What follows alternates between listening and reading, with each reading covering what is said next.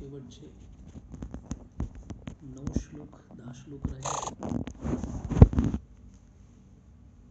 2 अध्यायामधल्या 5 वल्लीनंतर शेवटच्या महत्त्वाच्या प्रश्नाचं उत्तर देण्यासाठी त्यातला महत्त्वाचा भाग जो म्हणजे आत्म्याचं नेमकं स्वरूप हे कसं आहे.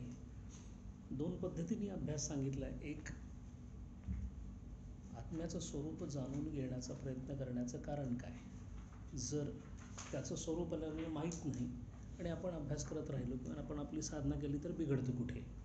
आणि दुसरी गोष्ट, जर त्याचं स्वरूप माहीत करून घेण्याचा प्रयत्न मी केला तर माझ्या साधनेमध्ये नेमका त्याचा काय फायदा होईल. या दोन्ही प्रश्नांची उत्तरं आनंदगिरींच्या उपोद्घातात मिळतात, त्यांच्या टीकेवर लिहिलेल्या. ज्यांच्या मनामध्ये अंतिम तत्वाच्या किंवा अंतिम ध्येयाचे विचार सतत घोंगावत असतात त्यांना त्या प्रश्नाचं नेमकं उत्तर हवं असतं. नेमकं उत्तर मिळाल्याने साधनेला येणारी बळकटी वाढत जाते. सुरुवात श्रद्धेने आहे, पण श्रद्धेची वाढ होण्यासाठी जर पूर्ण रस्त्यावर प्रकाश पडलेला असेल, ध्येयापर्यंत शिखरापर्यंत सर्व जर अगदी प्रकाशाने न्हावून गेलेलं असेल तर येणारा अंदाज हा केव्हा ना केव्हा मी तिथं पोचेन या श्रद्धेने करणाऱ्या साधकापेक्षा निश्चित जास्त होतो. आणि म्हणून आत्मस्वरूपाबद्दल मनामध्ये कुठंतरी एक गृहीतक किंवा एक अत्यंत शंका, या दोन्हीच्या मध्ये नेहमी साधक चालत असतो असं त्यांचं मत आहे. शंका एवढ्यासाठी कारण ज्या वस्तूचा माझ्याशी कधी संबंध आलेलाच नाही, ज्याच्या अनुभवाबद्दल केवळ मी ऐकत राहिलो किंवा काही सद्गुरू संतांना त्याचा अनुभव आला इतपतच माझं ज्ञान त्याच्याबद्दल सीमित असल्यामुळं त्याच्यासाठी लागणाऱ्या साधनेमध्ये मी करत असलेल्या साधन कार्याची सामुग्री आणखीन बळकट होऊ शकते जर आत्म्याचं नेमकं स्वरूप लक्षात आलं तर. आत्मस्वरूप लक्षात येण्यासाठी एकमेव उपाय म्हणजे तो कोणत्या ज्ञानाने कळेल, त्याचं ज्ञान मला कसं होईल. कारण आत्तापर्यंत माझ्या व्यावहारिक ज्या प्रतलावर मी राहतो, ज्या सत्तेमध्ये मी वावरतो, ज्या व्यावहारिक किंवा प्रातिभाषिक सत्तेत मी वावरतो, या सत्तेमध्ये मला प्रत्येक गोष्टीचं ज्ञान होऊ शकतं. त्यामुळे गोष्टीचं ज्ञान झालंच पाहिजे तेव्हा ती गोष्ट अस्तित्वात आहे असा माझा दृढ समज आहे. आणि तो दृढ समज असल्यामुळं पहिल्यांदा व्यावहारिक सत्तेमध्ये असणाऱ्या प्रत्येक वस्तूच्या ज्ञानाचं निराकरण काय पद्धतीने होतं आणि ती ज्ञानाची पद्धत आत्म्याच्या सत्तेसाठी का लावता येत नाही याचं वर्णन सांगण्यासाठी ही वल्ली जास्त प्रादुर्भावानं बोलते. 9व्या मंत्रामध्ये आपण जो मागच्या वेळा पाहिला त्याच्यामध्ये ती असं म्हणते की न संदृश्ये तिष्ठती रूपमस्य न चक्षुषा पश्यती कैशनं. संदृश्य म्हणजे माझ्या ज्ञानेंद्रियांचा पल्ला, माझ्या ज्ञानेंद्रियांच्या पल्ल्यामध्ये म्हणजेच त्याला दिलेल्या किंवा त्यांना अंतर्गत असणाऱ्या ताकदीच्या आवाक्यामध्ये येणारा हा आत्मा नावाचं तत्व नाहीच आहे. हृदा मनीषा मनीषाभितृप्तो. जर मला 5च ज्ञानेंद्रिय आहेत आणि 5 ज्ञानेंद्रियांच्या शिदोरीवर माझं संपूर्ण व्यावहारिक सत्तेचं काम चालू शकतं तर त्या 5 इंद्रियांच्या 5 ज्ञानेंद्रियांच्या त्या सत्तेमध्ये जर मला आत्मज्ञान होणार नसेल तर या ज्ञानाच्या प्रक्रियेहून पृथक म्हणजे जी प्रमा किंवा ज्या पद्धतीचं मला ज्ञान होतं, मी प्रमातृ आहे, मला ज्ञान होतं, त्यामुळे मी प्रमाता या भूमिकेमध्ये राहतो. जोपर्यंत मी प्रमाता या भूमिकेमध्ये राहीन, जोपर्यंत मला प्रमा होत राहील, जोपर्यंत मी त्या प्रमेसाठी प्रमेय प्रमाण वापरत राहीन, तोपर्यंत यापैकी कशातही न बसणारं ते तत्व असल्यामुळे जिथे जिथे ज्ञानाची प्रक्रिया या प्रकाराने चालेल तिथे तिथे हे ज्ञान होऊ शकत नाही. याचा अर्थ या ज्ञानासाठी इथं वापरलेला शब्द असा आहे की जो अप्रमत्त आहे, जो प्रमा विरहित आहे, ज्यांनी प्रमेला विराम दिलेला आहे. आता तो प्रमेला विराम देणे हा जो प्रकार आहे तो या पुढच्या मंत्रामध्ये येतो. या मंत्रामध्ये ते असं म्हणतात की यदा पंच अवतिष्ठन्ते ज्ञानानी, यदा जेव्हा पंच म्हणजे पंच ज्ञानेंद्रिय पंचज्ञानानी यदा पंचज्ञानानी अवतिष्ठन्ते, जेव्हा पंचेंद्रिये शांत होऊन राहतात. अवतिष्ठते म्हणजे ज्या ठिकाणी जसं बसवलंय तसंच राहणे.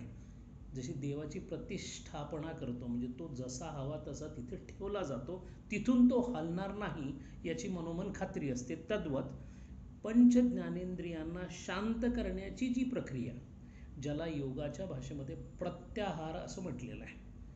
आहृते इति आहारः, जे जे खाल्लं जातं त्याला आहार, म्हणजे जे जे घेतलं जातं त्याला आहार असं म्हणतात.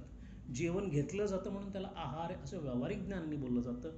पण संस्कृतमध्ये जे जे ज्ञानासाठी जे जे विषय खाल्ले जातात त्यालाही आहार म्हणतात. असं पंचेंद्रियाचा जो आहार आहे, जे विषय आहेत ते विषय त्या पंचेंद्रियांनी स्वीकृत किंवा गिळंकृत करू नये म्हणून केलेली जी साधना त्याला प्रति आहार किंवा प्रत्याहार असं म्हणतात.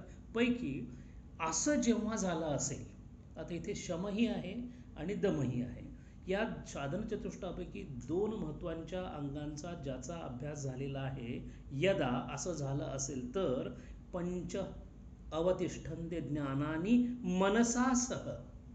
आता इथे दमाचा भाग आहे.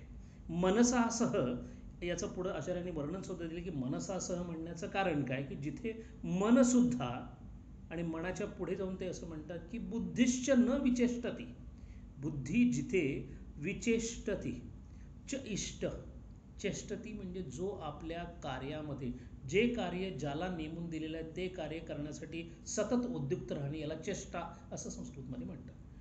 असं जो विशेष करून चेष्टत नाही, आणि विशेष करून म्हणजे बुद्धीला एक विशेष गुण दिलेला आहे, तो अध्यवसाय लक्षण किंवा निश्चयात्मक वृत्ती ज्याला म्हणतो तो दिलेला असल्यामुळं, असा दिलेला गुण जो आपल्या कार्यामध्ये आणत नाही, म्हणजे जो हे कार्य करण्यापासून न विचेष्टते, थांबलेलं असते, अशी बुद्धी, म्हणजे जिथं बुद्धी स्थैर्य असते.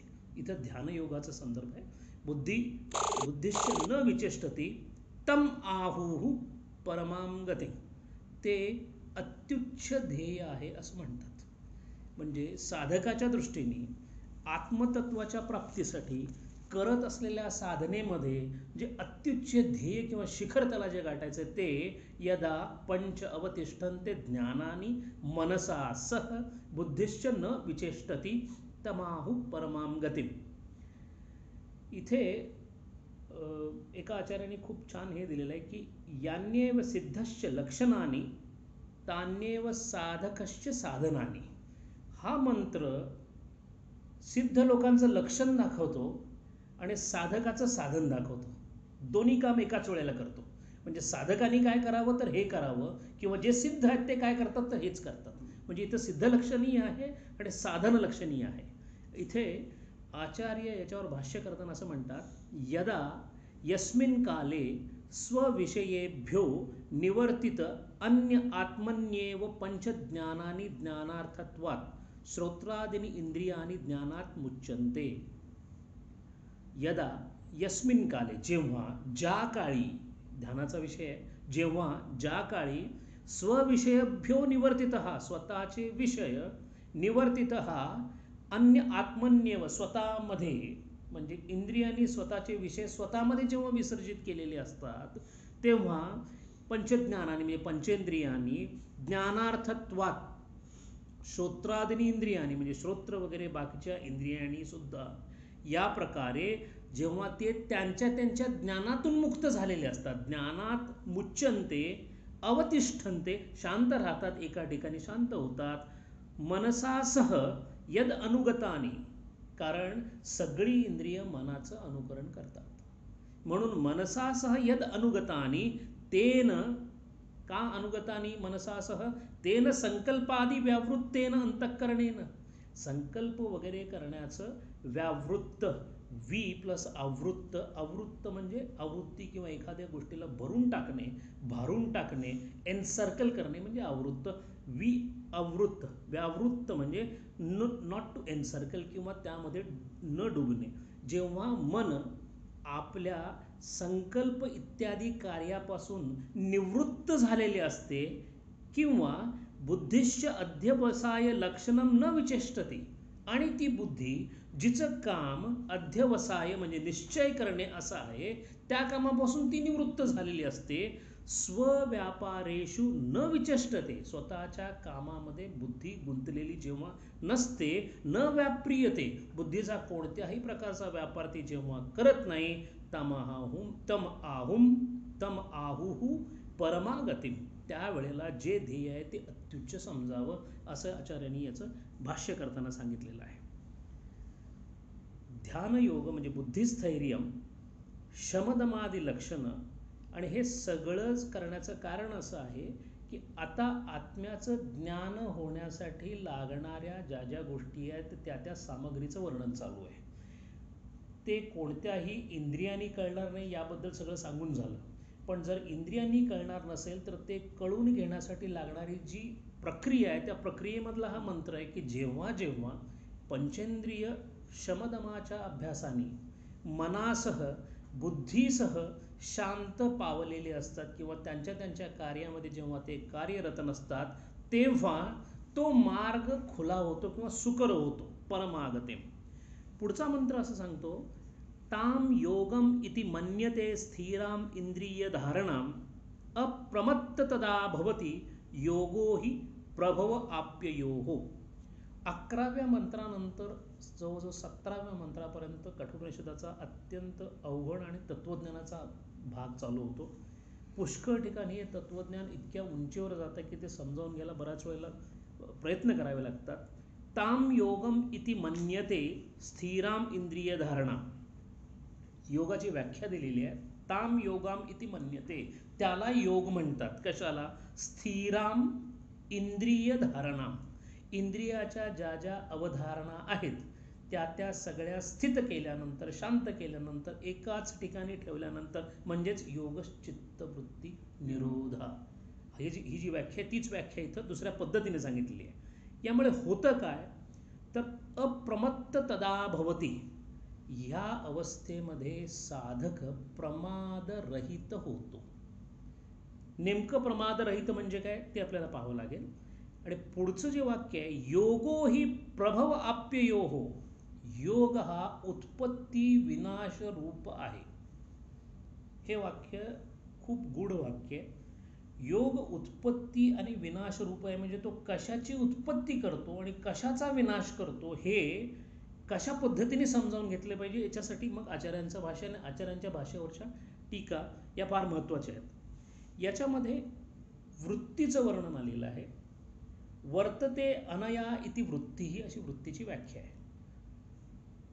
बुद्धीच्या अंतःकरणाच्या त्या कामाला, ज्या कामामध्ये आपल्या आपल्या इंद्रियाद्वारे अंतःकरण वृत्ती बाहेर जाऊन कुटस्थाच्या प्रकाशाने ज्या ज्या विषयांवरती जाते त्या त्या विषयांशी तदाकार होऊन ती वृत्ती विषयाकार होणे, या प्रक्रियेला वृत्ती असं म्हणतात. आणि हा जो बदल आहे तो चित्तामध्ये होत असल्यामुळे चित्तामध्येच वृत्तीचा आविष्कार होतो. म्हणून योग चित्त वृत्ती निरोध, योग वृत्ती निरोध नाही आहे, योग चित्त वृत्ती निरोध. इथे आता अप्रमत्त नावाचा शब्द आला की अप्रमाद किंवा अप्रमत्त म्हणजे काय. अप्रमत्त हे समजण्यासाठी हे महत्त्वाचं आहे की दोन प्रकारच्या ज्ञानाची प्रक्रिया कशी होते याच्यावर एपिस्टेमिओलॉजी किंवा ज्ञानमीमांसा हे शास्त्र आधारलेलं आहे. आपल्याकडे ज्ञानाची जी प्रक्रिया सांगितलेली आहे त्यामध्ये सगळ्यात पहिल्यांदा प्रमा या शब्दाची व्याख्या केली गेलेली आहे. विचारसागर रस याने सांगितल्याप्रमाणे प्रमेची व्याख्या अशी आहे की प्रमाणापासून उत्पन्न झालेले यथार्थ ज्ञान म्हणजे प्रमा. प्रमाणापासून म्हणजे तिथं प्रमाण असलंच पाहिजे, ते झालेलं ज्ञान आहे ते उत्पन्न झालेलं असलं पाहिजे, म्हणजे ते ज्ञान स्वरूपच असेल असं नाही. आणि तिसरी गोष्ट, ते यथार्थ ज्ञान आहे. आणि म्हणून स्मृतीला प्रमा म्हणत नाहीत, कारण स्मृती प्रमाणापासून उत्पन्न होत नाही, तिच्यासाठी कोणत्याही प्रकारचं प्रमाण नाही आहे. आणि म्हणून पहिल्यांदा प्रमा आणि अप्रमा या दोन गोष्टी लक्षात घ्याव्या लागतात. जिथे जिथे होणारं ज्ञान प्रमाणानुसार होतं, मग प्रमाण म्हणजे काय. प्रमेचे जे करण किंवा असाधारण कारण त्याला प्रमाण असं म्हणतात. प्रमेचे असाधारण कारण असं म्हणण्याचे दोन कारण आहेत. एक शब्द करण असा वापरला जातो, एक शब्द कारण असा वापरला जातो. आणि करण अंतःकरणासाठी वगैरे इंद्रियांसाठी करण असा शब्द वापरला जातो. जेव्हा एखाद्या कार्यासाठी एकच कारण असतं, दिसण्यासाठी डोळा हे एकच कारण आहे, अशा वेळेला त्याला करण असं म्हणतात, कारण ते एकाच कार्याला प्रकाशित करतं. या उलट यच्च यावत सर्व कारणासाठी जे कारणीभूत असतं त्याला साधारण कारण असं म्हणतात आणि त्याला कारण असा शब्द वापरतात. म्हणून इंद्रिय करण असं म्हणण्याचं कारण ते फक्त एकाच विषयांचं किंवा कोणत्या तरी ठरवून दिलेल्या विषयांचंच प्रकाशन करतात. असं पाहिल्यानंतर जेव्हा जेव्हा प्रमेसाठी जे करण वापरलं जातं त्याला प्रमाण म्हणतात. म्हणजे इंद्रियातून होणाऱ्या ज्ञानाला प्रमाण असं म्हणतात, कारण ते करणातून ज्ञान होतं. असं जर होत असेल तर जे जे ज्ञान विषयातून होतं ते ज्ञान कशा पद्धतीचं आहे जर एकदा व्यवस्थित पाहता आलं तर कदाचित या ज्ञानाच्या ज्या ज्या काही क्रायटेरियाज आहेत, ज्या जे काही मूलभूत त्याचे गुणधर्म आहेत, ते तसेच्या तसे लावून आत्मा पाहता येईल की नाही हे पाहण्यासाठी तो प्रयत्न आहे. आणि म्हणून जी 6 प्रमाणं वेदांतांनी स्वीकारलेली आहेत त्यामधल्या पहिल्या प्रमाणाला प्रत्यक्ष असं म्हणतात. प्रत्यक्ष प्रमाण हे देह म्हणजेच आत्मा असं मानणारे जे चार्वाक आहेत, चार्वाकवादी आहेत, त्यांचं म्हणणं आहे की प्रत्यक्ष हे म्हणजे जे जे इंद्रिय गोचर आहे तेवढंच ज्ञान, असं त्यांचं मत आहे. पण याच्या नंतरचा पडलेला प्रश्न असा आहे की जेव्हा जेव्हा मी एखादी गोष्ट करतो तेव्हा तेव्हा माझ्या अगोदर झालेल्या ज्ञानाच्या शिदोरीवर मी आत्ताचं कार्य करू शकतो. मला एखादी गोष्ट खाल्ल्यानंतर खूप आनंद होईल असं मला वाटत असेल, कारण मागे खाल्लं तेव्हा आनंद झाला होता म्हणून मी आत्ता खातो, तेव्हा इथे प्रत्यक्षाचा संबंध न येता अनुमानाचा संबंध येतो. आणि म्हणून कनाद ऋषी वैशेषिकामध्ये अनुमान या ज्ञानाला फार महत्त्व दिलेलं आहे. आणि अनुमान म्हणजे कुठल्या तरी घडलेल्या गोष्टीचा त्या ज्ञानाचा फायदा घेऊन त्या ज्ञानावर पुढचं ज्ञान कदाचित तसंच असावं याची खात्री बाळगणे याला अनुमान असं म्हणतात. ते तिथं आहे म्हणजे हे इथं असू शकेल असा अनुमानाचा आहे. आणि याचमुळं आत्मतत्व जर इथं होतं तर तिथं असू शकेल अशा पद्धतीने पकडता येईल की पाहण्याचा सुद्धा वैशेषिकांनी प्रयत्न केलेला आहे. या उलट असाही एक ज्ञानाचा स्रोत होऊ शकतो की जो मला माहीत नाही पण ज्याला माहीत आहे त्यांनी मला सांगितला. देशांतरामध्ये कोणाला तरी पुत्र झाल्यानंतर त्यांनी येऊन मला सांगितलं की त्याला पुत्र झालेला आहे, तर मी त्याच्यावर विश्वास ठेवतो. याचं कारण असं की जो सांगतो त्याच्यावर माझी श्रद्धा आहे आणि जो तो सांगतो ते सत्य असण्याची मला खात्री आहे. आणि अशा ज्ञानाच्या स्रोताला प्रमाणाला शब्द असं आपण म्हणतो. कपिलांच्या सांख्यामध्ये शब्दांना फार महत्त्व आहे आणि इथेच वेदांचं महत्त्व शब्द म्हणून किंवा आगम म्हणून जे येतं ते इथे येतं. पुढे गौतमांचं नैयायिक लोकांचं एक उपमान म्हणून प्रमाण आहे. मला ज्या विषयाची माहिती याच्यामध्ये दिली, शब्दामध्ये दिली, ती माहिती मला पूर्वी माहिती होती. मला पुत्र माहिती होता, त्यामुळे जेव्हा त्यांनी मला सांगितलं की देशांतरामध्ये पुत्र झालेला आहे, मला ताबडतोब ते सत्य वाटलं, कारण मला पुत्र माहिती आहे. या उलट जर मला अशी काही माहिती मिळाली असेल की जी मी प्रत्यक्षात कधीच पाहिलेली नाही आणि तशा प्रकारची कुणीतरी व्यक्ती किंवा वस्तू जर मला नजरेला पडली, आणि साधारण दिलेलं उदाहरण म्हणजे गवई आहे, पद्धतीने ज्यांनी गाय अजिबात पाहिलेली नाही पण ज्यांनी गायीचं पूर्ण वर्णन सांगितलेलं आहे आणि ऐकलेलं आहे, अशा माणसाला गाय सदृश प्राणी समोर आल्यानंतर ही कदाचित गाय असेल असं जे ज्ञान होतं त्याला उपमान असं म्हणतो. उपमानाने आत्मा कळू शकेल काय, हा प्रयत्न गौतम किंवा नैयायिकांनी केलेला आहे. यापुढे अर्थापत्ती नावाचा एखाद्या गोष्टीच्या अस्तित्वामध्ये दुसऱ्या गोष्टीच्या कारणाचा समावेश असू शकतो, हा अर्थापत्तीचा मूळ पाय आहे. अर्थापत्तीमध्ये ज्या मनुष्याचं देह सुदृढ आहे तो व्यवस्थित जेवत असला पाहिजे. आता ह्याला अनुमान का म्हणायचं आणि याला अर्थापत्ती काय म्हणायचं का म्हणायचं, याचं कारण असं आहे की अर्थापत्तीमध्ये काहीतरी गोष्ट संपाद्य असते आणि ती गोष्ट संपाद्य केल्यामुळे तो संपादक होतो. याचा अर्थ जर आत्मतत्व नावाचं एखादं तत्व जर असेल तर ते तत्व माझ्या प्रत्येक गोष्टीला प्रकाशित करत असेल, अन्यथा माझा प्रकाश किंवा माझ्याकडून होत असणारी जी हालचाल, माझ्याकडून होत असणारं जे जे काही चैतन्यपूर्ण वर्तणूक आहे ती होऊच शकत नाही. म्हणून मी अर्थापत्ती या प्रमाणाचा हे घेऊन आत्म्याचा शोध घेऊ शकतो. अनुपलब्धी हे सगळ्यात शेवटचं प्रमाण आहे. अनुपलब्धीमध्ये एखाद्या गोष्टीचं नसणं हे सुद्धा ज्ञानस्वरूप आहे. आत्ता या खोलीमध्ये मातीचा घट नाही आहे, हे ज्ञानच आहे. म्हणजे त्याचं नसणं हे सुद्धा ज्ञानाला कारणीभूत होतं. अशा पद्धतीने आत्मतत्व असं तर नसेल ना की ते नाही आहे, पण ते नाही आहे म्हणून आपण त्याला आत्मतत्व म्हणून ओळखतो. म्हणजे ज्याला शून्यवाद आपण म्हणतो, की आत्मतत्व नावाचं तत्व नाहीच आहे आणि ते नाहीच आहे म्हणून मला माहिती आहे की ते नाही आहे असं मला माहिती आहे. त्याचं पॉझिटिव्हली असण्यापेक्षा त्याचं निगेटिव्हली नसणं मला माहिती आहे. अशा प्रकारे सुद्धा आत्मतत्वाचा विचार करता येतो. वेदांतांनी साईच्या साई प्रमाण योग्य मानलेली आहेत प्रमाज्ञानासाठी.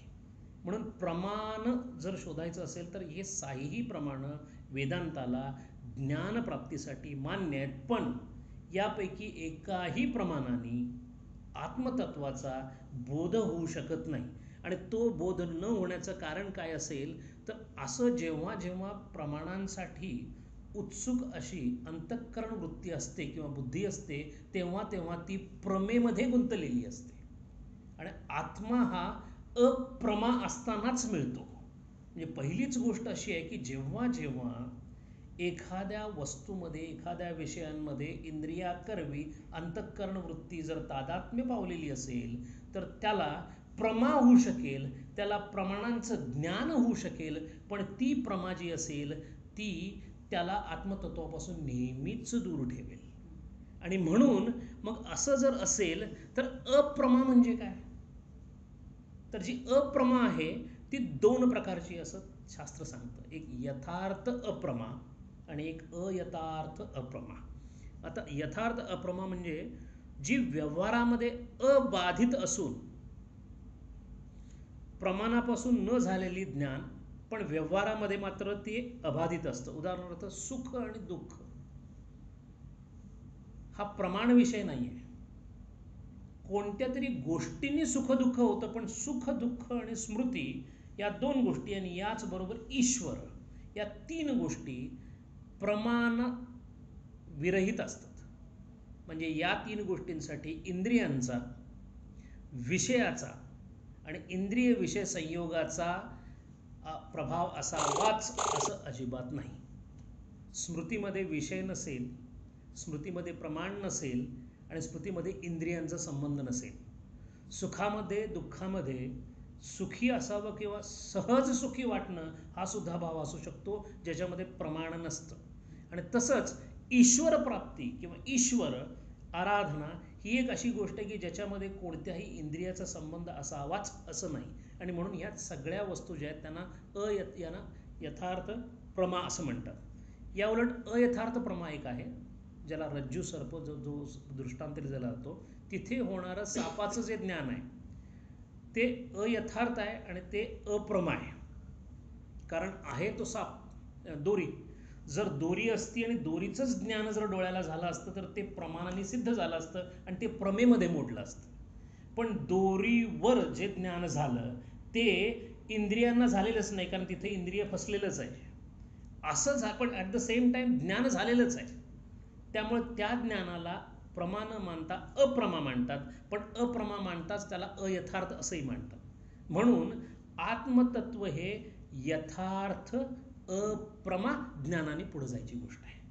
याचाच अर्थ असा की माझ्या कोणत्याही इंद्रियांच्या बहिर्मुखतेनं परांचे खाणे वितृणत या प्रकाराने कोणत्याही प्रकारे आत्मतत्वाकडे, म्हणून ती बाहेर न जाण्याची गोष्ट असून ती आत जाण्याची गोष्ट आहे. याचाच अर्थ ज्या वेळेला माझे 5 इंद्रिय अवतिष्ठन्ते म्हणजे शांत अवस्थेमध्ये असतील, माझ्या मनामध्ये कोणत्याही प्रकारची संकल्पांची खळबळ नसेल आणि संकल्प विकल्प नसल्यानंतर बुद्धीसाठी काही कामच उरत नाही, अशी बुद्धीची जेव्हा अप्रमा अवस्था झालेली असेल त्या अप्रमा अवस्थेमध्ये आत्मतत्वाचा यथार्थतेनं प्रकाश होण्याचा संभव आहे असं या मंत्रामध्ये सांगितलं आहे. आणि तोच मंत्र पुढे आचार्य असं सांगतात, ताम ईदृशम तदवस्याम योगम इति मन्यते वियोगम एवं संतम. ही जी अवस्था आहे अप्रमा अवस्था, आता ज्या अवस्थेचं वर्णन चाललेलं आहे ती अशी अवस्था आहे की ज्या अवस्थेमध्ये इंद्रिय, मन, बुद्धी जवळजवळ अस्तित्वात नाहीत अशी ती अवस्था आहे. म्हणजे ती अप्रमा अवस्थेत आहे. कारण ही जेव्हा जेव्हा जागी असतात तेव्हा प्रमाद घडतो. ज्ञान होणे इंद्रियाद्वारे हा प्रमाद आहे. म्हणून तो शब्दच मुळात चुकीसाठी प्रमाद वापरला जातोय. प्रमाद हा शब्द, चूक हा फक्त आध्यात्मिक अर्थाने तो चूक आहे. त्याचं कारणच आहे की जिथे प्रमा वापरली जाते, इथे मात्र तसं नसल्यामुळं ताम ईदृशम तदवस्थाम, अशा त्या अवस्थेत जी वास्तवात वियोगच आहे. खरं म्हणजे ती अवस्था वियोगाची आहे, पण तिला योग म्हटलं जातं. आचार्य असं म्हणतात की म्हणतात योग, योगम इति मन्यते, वियोगम एवं संतम. पण तिथे काय झालेलं असतं तर सगळ्या गोष्टींचा वियोग झालेला असतो. वियोग म्हणजे इंद्रिय, मन आणि बुद्धी या तिन्हीचा लय किंवा वियोग झालेला असतो. सर्व अनर्थ संयोग वियोग लक्षणाहियम अवस्था योगिनः. वाक्य फार महत्वाचं आहे.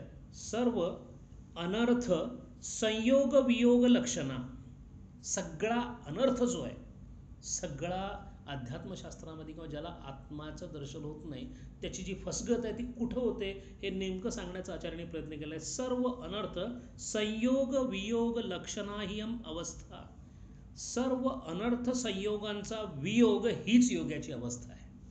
परत वाक्य पाहूया आपण. सर्व अनर्थ संयोगांचा वियोग, ध्यायते विषयान पुंसा संगस्तेषु उपजायते. म्हणजे जेव्हा जेव्हा माझा संग झालेला आहे तेव्हा तो संयोगित अवस्थेमध्ये विषय, इंद्रिय विषयाकार झालेला आहे. आणि अशी जी अवस्था आहे अनर्थ, त्याला अनर्थ संयोग असं म्हणतात. आणि असा अनर्थ संयोगाचा वियोग म्हणजे असा अनर्थ संयोग न होऊन देणं म्हणजे योग. म्हणून सर्व अनर्थ संयोगाचा वियोग हेच योगाची अवस्था होय. एतस्याम ही अवस्थायाम अविद्या अध्यारोपण वर्जित स्वरूप प्रतिष्ठा आत्मा.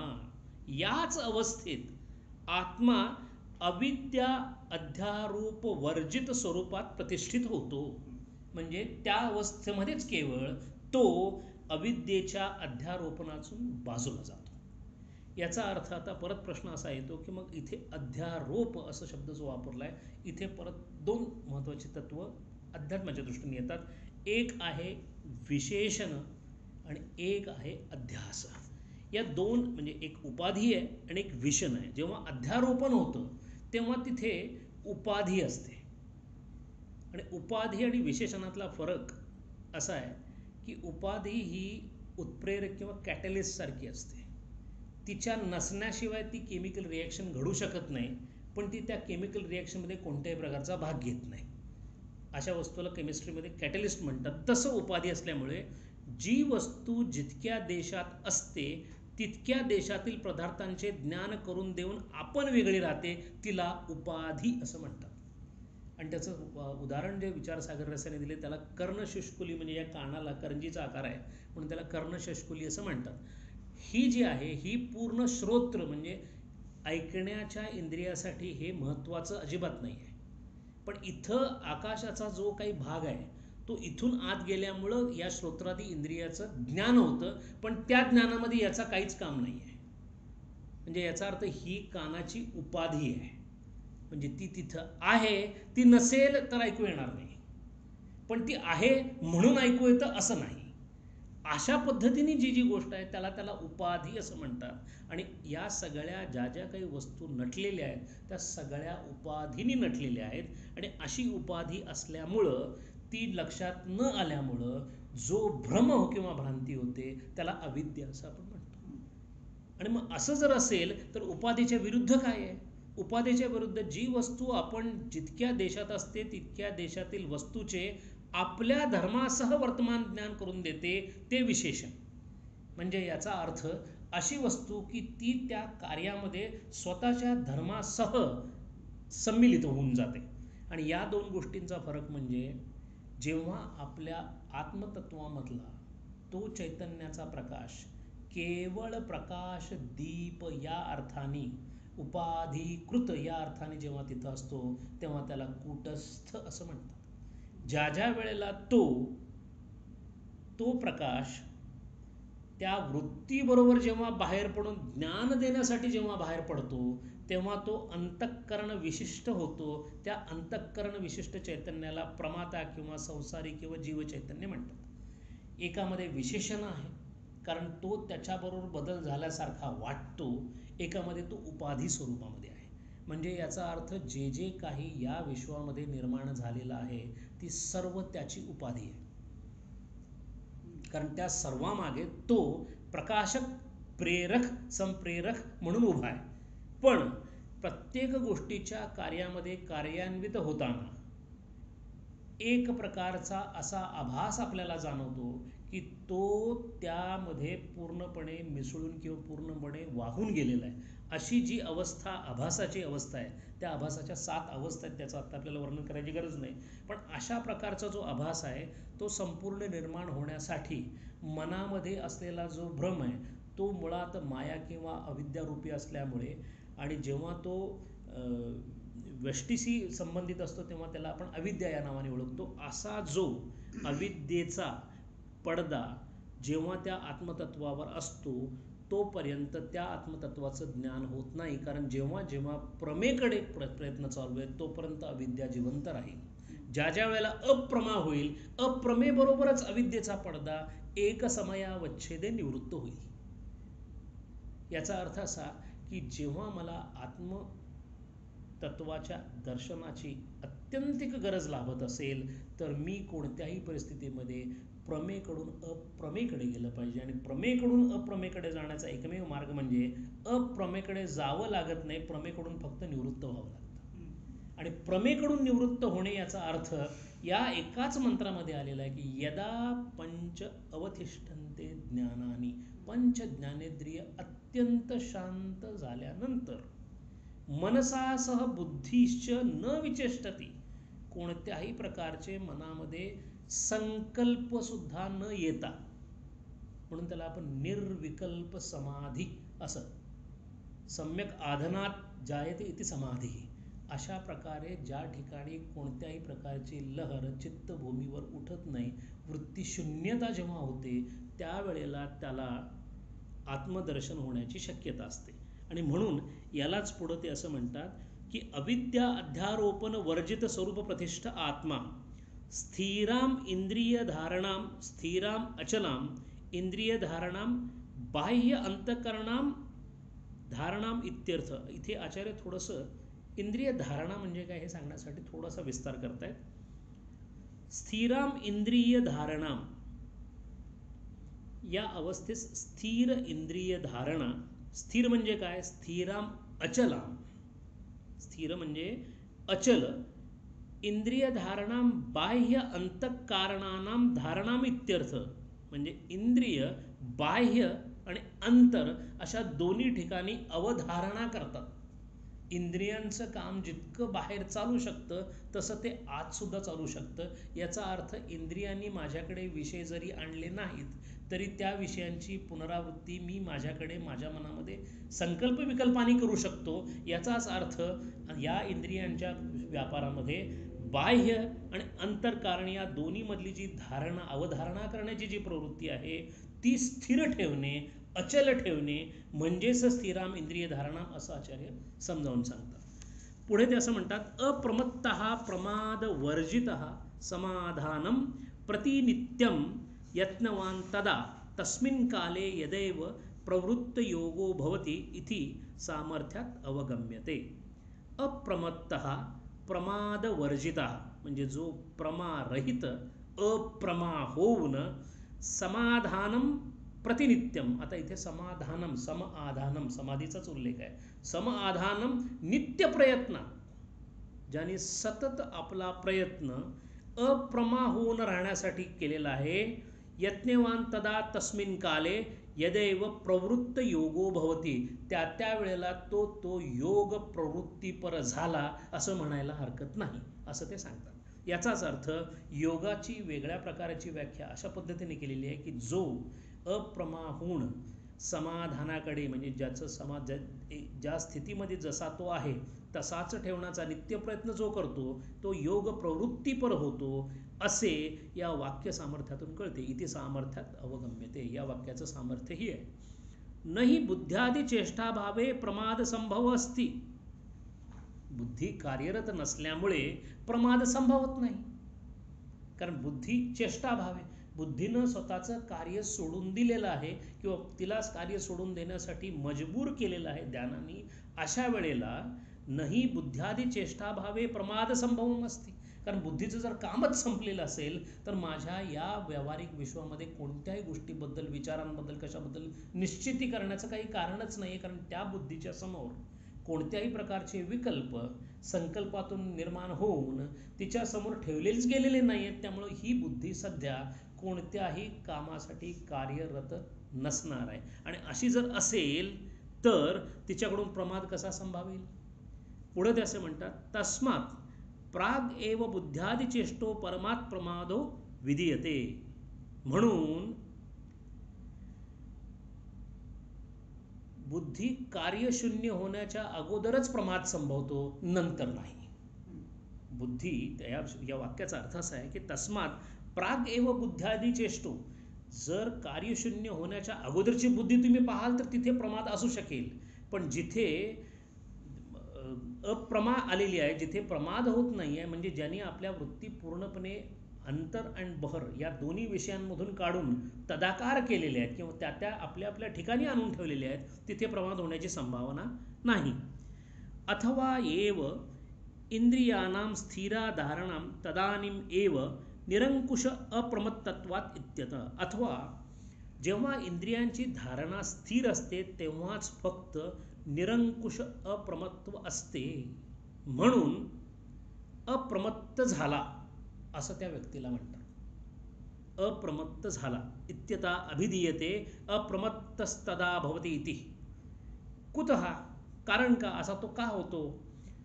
योगो हि यस्मात् प्रभव उपयो उपजन उपाय धर्मक इति अर्थो येतो. कारण काय तर योगच उत्पत्ती लय, उत्पत्ती लयाला दोन दुसरे शब्द वापरलेले आहेत, प्रभव आणि उपय म्हणजे उत्पत्ती आणि लय. योगच उत्पत्ती लय धर्मकारक आहे. जेव्हा जेव्हा मी योगामध्ये असतो, जेव्हा जेव्हा मी माझ्या आत्मतत्वाशी जोडलेला असतो तेव्हा तेव्हा मी या अप्रमत्त अवस्थेमध्ये असल्यामुळे मला आत्म्याचं तोपर्यंत दर्शन घडतं जोपर्यंत मी त्या योग अवस्थेमधून बाहेर येत नाही. म्हणून तिथेच त्याचा उदय आहे, तिथेच त्याचा उत्पत्ती आणि लय दोन्ही होऊ शकतं. इति अर्थो येतो. अपाय परिहाराय अप्रमादः कर्तव्य इति अभिप्रायः. तात्पर्य म्हणजे अपाय म्हणजे लय. इथे अपाय, काहीतरी अपाय होईल म्हणतो आपण, इजा होईल म्हणजे ते लय संपून जाईल, नष्ट होईल किंवा त्याला काहीतरी क्षती पोहोचेल म्हणून त्याला अपाय होणे असं मराठीत म्हणतो. अपाय म्हणजे लयाकडे जाण्याची प्रवृत्ती. तात्पर्य म्हणजे लयाच्या निवृत्तीसाठी प्रमादाचा अभाव असला पाहिजे. आत्मतत्व कशा पद्धतीने जाणून घेता येईल त्याचं वर्णन चाललं आहे. म्हणून जितकं काही इंद्रियांना माहिती आहे तिथून सुरू करून अशा प्रांतामध्ये जायचे की जिथे दृश्य काहीच नाही आहे, इंद्रियांचा कोणत्याही प्रकारचा संबंध नाही आहे, आणि म्हणून या दृश्य प्रांतातून त्या दृक प्रांताकडे जाण्याचा जो मधला पूल आहे त्या पुलाच्या जवळचं हे वर्णन आहे. म्हणून थोडंसं समजण्यासाठी सुद्धा मागे पुढे होऊ शकतं. बुद्धी आदि चेष्टा विषयम चेत ब्रह्मेदम. तर्क वापरलाय सगळीकडे.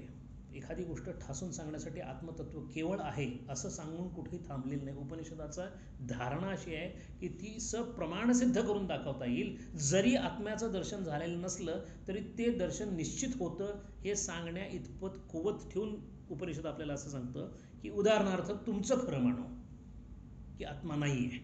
बुद्धी आदि चेष्टा विषयम चेत ब्रह्म. जर तुम्हाला असं वाटत असेल की नाही बुद्धीने जर सगळंच समजतं तर मला आत्मतत्व का समजू नये, ही शंका येणं स्वाभाविक आहे. म्हणून ते असं म्हणतात बुद्धी आदि चेष्टा विषयम चेत ब्रह्मेदम तद इति विशेषतो गृह्यते. कारण तसं जर असतं तर काय झालं असतं, तो हा आहे असं विशेष रूपाने ग्रहण करता आलं असतं. पण तसं झाल्याचं कुठंच दिसत नाही आहे. ज्यांना ज्यांना आत्मतत्वाचं दर्शन झालेलं आहे त्यांनी कधीही असं ते असं आहे म्हणून त्याचं वर्णन सांगितलेलं नाही आहे. तो हा आहे असं नामरूपात्मक त्याचं काही आलेलं नाही आहे.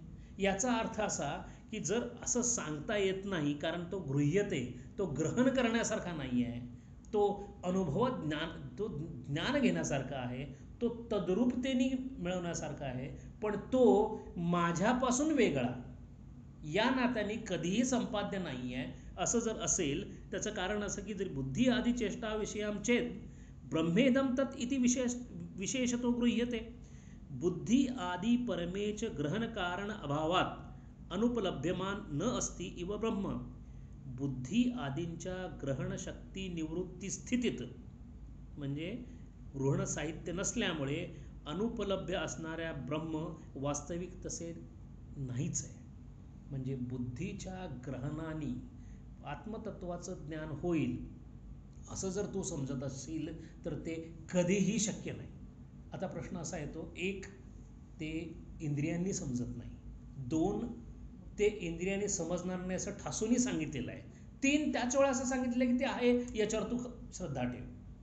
म्हणजे एक ते दिसणार नाही असं सांगतात, एक ते इंद्रियांनी कळणार नाही असं सांगतात, एक माझं सगळ्यात सूक्ष्म इंद्रिय जे आहे त्या बुद्धीच्या पल्ल्याच्या पुढे येते असंही सांगतात, आणि त्याच वेळा मात्र ते आहे याच्यावर श्रद्धा ठेव असं सांगतात. असं का, याचं वर्णन करण्यासाठी पुढं असं सांगतात, यत धी करण गोचरम तद अस्ति इति प्रसिद्धम लोके विचरितम त आसत इति एतस्य अनर्थको योगः. जे जे बुद्धीस इंद्रिय गोचर असते ते असतेच असा अनुभव लोकात प्रसिद्ध आहे. जे जे बुद्धीला जाणवतं, जे जे इंद्रियांमार्फत कळतं ते ते आपल्या अनुभववेशना लोके विचरितम, लोक म्हणजे अनुभव, अनुभव विश्व ज्याला म्हणतो आपण, त्याला लोक असा शब्द आहे. प्रत्येकाच्या या व्यावहारिक अनुभव विश्वामध्ये जे जे काही सामावलेलं असतं ते बुद्धीस इंद्रिय गोचर असते हे प्रसिद्ध आहे. याच्या विपरीत गोष्टी जी असतात त्याला असत असं म्हणतो आपण. म्हणजे जे मला माझ्या इंद्रियापासून ज्ञानापर्यंत पोचवतं ते सत्य, आणि जे जे माझ्या इंद्रियामध्ये बुद्धीसहित सापडत नाही ते ते असत असं आपण समजतो. म्हणून योग अनर्थक आहे असं वाटतं, कारण असत असलेल्या गोष्टीची जी ज्यांनी चाड ठेवलेली आहे आणि सत मात्र ते सद्य करू शकत नाही अशा प्रकारचा संभ्रम होण्याची शक्यता आहे. अनुपलभ्य अमानत्वात् वा न अस्ति इति उपलब्धव्यम ब्रह्म इति एवं प्राप्तम इदम उच्यते सत्यम. उपलब्ध न होणारा असल्यामुळे ब्रह्म नाही आहे असं जाणलं पाहिजे असं काही लोक म्हणतात. कारण जर ते दिसतच नसेल तर ते नाही आहे असं जाणलं पाहिजे असं म्हणतात.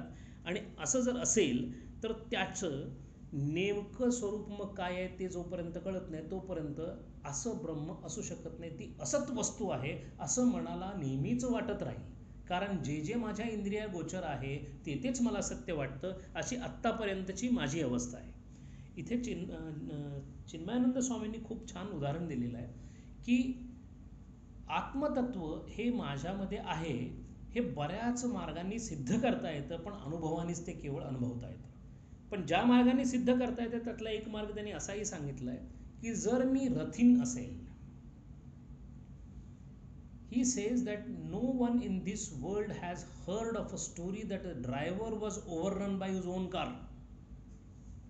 त्यांनी तर्क अशा पद्धतीने लावलेलं आहे की जर एखादा चालक आपल्याच गाडीने रोल ओव्हर केला गेला असं होऊ शकत नाही, कारण तोच ती गाडी चालवतोय. असं जर असेल तर त्याच्यापासून उत्पन्न होणाऱ्या किंवा त्याच्या भरोशावर चालणाऱ्या सगळ्या जे काही कार्य आहेत त्या कार्यातून त्याच्याकडे जाणं हे कितपत विफल ठरू शकतं हे ते सांगतात. आणि म्हणून या तीन गोष्टींचा संबंध लावण्यासाठी, एक ते आत्मस्वरूप खरोखर आहे की नाही, आहे तर ते इंद्रिय गोचर का नाही, आणि तिसरी गोष्ट जर ते इंद्रिय गोचर नसेल ते आहे असंही मान्य असेल तर नेमकं मी कशा पद्धतीने त्याला पकडावं की कशा पद्धतीने त्याच्यापर्यंत पोचावं हे सांगण्यासाठी पुढचा मंत्र असं सांगतो, नैव वाचा न मनसा प्राप्तुम शक्यो न चक्षुषा.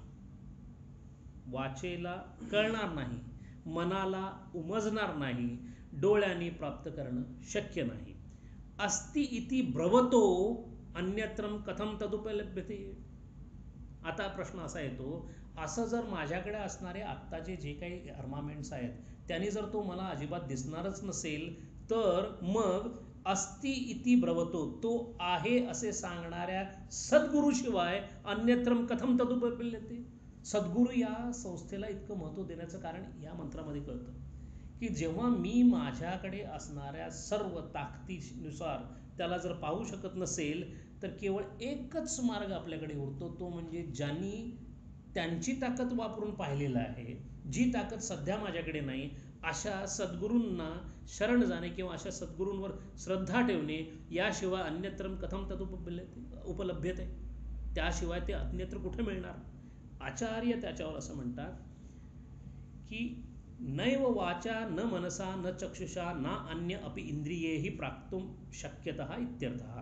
याचा अर्थ असा आहे की वाचा मन चक्षु इतर इंद्रियांनी तो आत्मा कधीही मिळणार नाही. तथापि सर्व विशेष रहित अपि जगतो मूलम इति अवगत्वात् अस्ति एव कार्य प्रविलापनस्य अस्तित्वनिष्ठत्वात्. असं जरी असलं तरी सर्व विशेष रहित झाल्यावर सुद्धा या विश्वाला काहीतरी मूळ कारण आहे किंवा या विश्वाला मूळ आहे असं जे ज्ञात होतं, ज्याच्यामध्ये कार्याचा विलय होतो, तो विलय होण्यासाठी एक अशी वस्तू असली पाहिजे की ज्याच्यामध्ये कार्याचा कारण म्हणून विलय झाला पाहिजे. इथे सत्ख्यातीवाद नावाचा वाद मांडला गेला या मंत्रामध्ये. 3 महत्त्वाचे नियम यांनी सांगितलेले आहेत चिन्मयानंदांनी, आणि ते तिन्ही नियम या सत्खातीवादानुसार आहेत. ते म्हणतात, पहिला नियम असा आहे की देर इज नो कार्य विदाउट अ कारण. Everything that is existing in this world is a कार्य. The moment you take away the karana from the karya automatically collapses. याचा अर्थ कार्याचा विध्वंस कारणाच्या निवृत्तीने होतो, किंबहुना कार्य कारणामध्ये लय पावते. आणि या गोष्टीवर ज्याचा विश्वास आहे त्याला सत्ख्याती असं म्हणतात. याचं म्हणण्याचं कारण असं आहे की काही लोकांचा असत्ख्यातीवर सुद्धा हे आहे, म्हणजे बुद्ध धर्माचा वगैरे. त्याच्यामध्ये ते असं म्हणतात की तिळापासून जर तेल निघत असेल तर ते तेल तिळामध्ये अगोदरच होतं म्हणूनच ते निघालं. या उलट असत्खातीवाद्यांचं मत असं आहे की तेल हे तेल आहे, तीळ हा तीळ आहे. तेल हे त्याचं कार्य नसून त्या कारणामध्ये झालेला बदल आहे म्हणून तेल आलेलं आहे. हा महत्त्वाचा एक फरक सत्ख्यातीवादामध्ये आणि असत्ख्यातीवादामध्ये. या उलट सत्ख्यातीवादावर वेदांताचा जो भरोसा आहे तो अशा दृष्टीने आहे की कार्यासाठी कारण लागतं हे संपूर्णपणे मान्य आहे, पण कार्यासाठी कारण जरी लागत असेल तरी कारणाच्या कार्यामध्ये कोणत्याही प्रकारचं रूपांतर झालेलं नाही आहे. याचा अर्थ एक फार सुंदर उदाहरण एका भाष्यामध्ये पाहायला मिळालं. तो पिता आहे, जे ब्रह्म आहे तो पिता आहे, त्याला असंख्य लेकर आहेत. त्या लेकरांनी या धनाढ्य पित्याकडे जेव्हा जेव्हा लागेल त्या वेळेला येऊन वित्त घेतलेलं आहे. हातात घेतलेलं वित्त घेऊन ते नगरामध्ये आपली मौज मजा करायला गेलेले आहेत. ज्या वेळा वित्त संपलेलं आहे त्या वेळेला ते परत आलेले आहेत. परत वित्त घेतलेलं आहे, परत पुढे गेलेले आहेत. हा तो मागायला कमी करत नाही, हा द्यायला कमी करत नाही आहे. पण या सगळ्या वित्ताचा जो साठा आहे, म्हणजेच यात वित्त म्हणजे चेतन, जी चेतना ज्याच्याकडे आहे तो बाप म्हणजे तो ब्रह्मस्वरूप तिथे त्या नगरीचा राजा म्हणून बसलेला आहे. या उलट जितकं जे काही कार्य म्हणून तयार झालेलं आहे त्यातल्या एकाही कार्याची परिणिती कार्यामध्ये त्याच्या वित्ताशिवाय होऊ शकत नाही. त्या कार्यासाठी लागणारं वित्त पुरवणारा तोच आहे, पण तो जे वित्त पुरवतो ते वित्त कितपत, केव्हा, कसे, कुठे, हे 8 वेगळ्या प्रकारांनी इथे आता ती जी यथार्थ प्रमा म्हणून सांगितली होती त्याच्यामध्ये त्यांनी हे सुद्धा सांगितले की एखादी गोष्ट घडायची असेल तर त्याला 9 गोष्टी लागतात. त्याच्यामध्ये ईश्वर आहे, ईश्वर इच्छा आहे, देश आहे, काल आहे, प्रागभाव आहे, बहुत असे जी सामुग्री आहे ती सगळी सामुग्री जर असेल तरी सुद्धा एक महत्त्वाची सामुग्री लागते आणि ती म्हणजे ते वित्त. म्हणजे जोपर्यंत चेतन गुण किंवा जोपर्यंत चेतना, जोपर्यंत कॉन्शियसनेस, त्याचा एक भाग सुद्धा त्याला उजळून टाकण्यासाठी जर नसेल तर सगळ्या सामुग्री असली नसली तरी एकच आहे. अशा प्रकारे जेव्हा असेल तेव्हा ते असं म्हणतात की इथे या विश्वाचं एक मूळ आहे असं कुठंतरी ज्ञात होतं जो आत्मतत्वाला पोचलेला असतो. त्याला ज्ञात होतं हे आपल्याला समजून घ्यावण्यासाठी सांगितलेलं आहे, कारण तो ज्ञानस्वरूप असल्यामुळे त्याला ज्ञात होऊ शकत नाही. पण या सगळ्या बदल होत असलेला, यावेळेला आपला जो तुकाराम महाराजचा सोहळा झाला होता त्या काकांच्या भाषणामध्ये काकांनी जे सांगितलं होतं की सतत बदलत राहणाऱ्या या सगळ्या गोष्टींच्या मध्ये एक स्थिर तत्व जे असलं पाहिजे तेच इथं नेमकं सांगितलेलं आहे. जगतो मूलमिति अवगत्वत्वात् अस्ति एव कार्य प्रविलापनस्य अस्तित्वनिष्ठत्वात्. याचा अर्थ दोन गोष्टी आहेत. एक म्हणजे जर सगळंच्या सगळं या विश्वामध्ये बदलत असेल तर एक न बदलणारं कारण असेल की ज्याच्यामध्ये हे सगळं कार्य शेवटी विरजित होऊन जाईल. आणि ते कारण जे कशाचंही, ज्याचं काहीही कारण नाही, ज्याला कॉजलेस कॉज म्हणतो, म्हणजे अंतिम कारण जे आहे तेच ते ब्रह्मतत्व आहे आणि ते आहे अशा अर्थाने सांगितलेलं आहे. बुद्ध धर्मामध्ये आणि हिंदू धर्मातला एकमेव महत्त्वाचा फरक म्हणजे असं तत्व आहे आणि असं तत्व नाही, किंवा तत्व आहे पण तिथं तत्व या नावाने काही नाही असा शून्यवाद सांगतो. या उलट हा शून्यवाद नसून असं एक तत्व जे अनुभवगम्य आहे, पण अनुभूतीच हा त्याचा विषय आहे, अनुभूतीच हे त्याचं स्वरूप आहे, अशा पद्धतीचं आहे. आता सत्कार्यवादामध्ये दोन प्रकाराने सत्कार्यवाद काम करतो. एक म्हणजे जे जे काही दिसतं किंवा जे जे काही माहिती आहे, जे जे काही ज्ञानाच्या कक्षेमध्ये आत्ता सर्वसाधारण लोकांना आहे, साधकाला आहे, तिथून सुरुवात करून हळूहळू हळूहळू हळूहळू मागे जाऊन एक असा मुद्दा येतो की जिथे दृश्य संपतं.